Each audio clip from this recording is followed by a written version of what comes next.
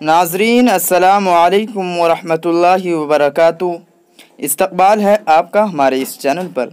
नाज़रीन, आज हम बात करने वाले हैं अयोध्या में राम मंदिर के बाद अब मस्जिद की तामीर के बारे में।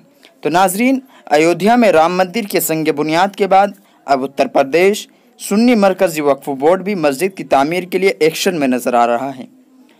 नाज़रीन, जैसा कि मालूम है कि मस्जिद ट्रस्ट के ऐलान के बाद बताया गया है कि अयोध्या में तामीर होने वाली इस मस्जिद का नाम मुग़ल बादशाह बाबर के नाम पर नहीं रखा जाएगा, जो कि बेहद शर्मनाक बात है। नाज़रीन, सुन्नी सेंट्रल वक्फ बोर्ड ने वाज़ेह किया है कि अयोध्या में दी गई आरज़ी पर बनाई गई मस्जिद बाबरी मस्जिद के नाम नहीं होगी। नाज़रीन, अयोध्या के गांव धनीपुर में सुन्नी सेंट्रल वक्फ बोर्ड को अलर्ट की गई 5 एकड़ ज़मीन पर एक अस्पताल, लाइब्रेरी, कम्युनिटी किचन और रिसर्च सेंटर भी तामीर किया जाएगा। नाज़रीन, ये जानकारी निकल कर आ रही है कि वज़ीर आला योगी आदित्यनाथ को इनके संग बुनियाद के लिए मदऊ किया जाएगा।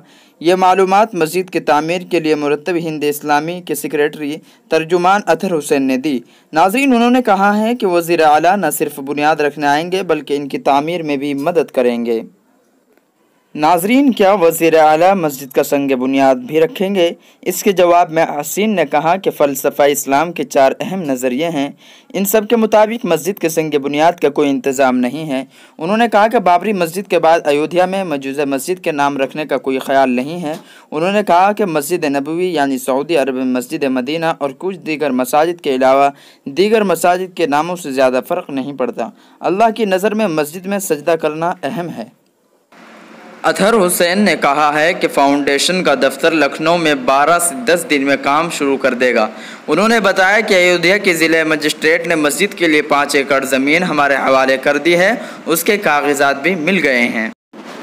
नाज़रीन, अतहर हुसैन का कहना है कि 10 से 12 दिन में काम शुरू हो जाएगा और उस पर जो है PM मोदी और योगी आदित्यनाथ भी शामिल होंगे।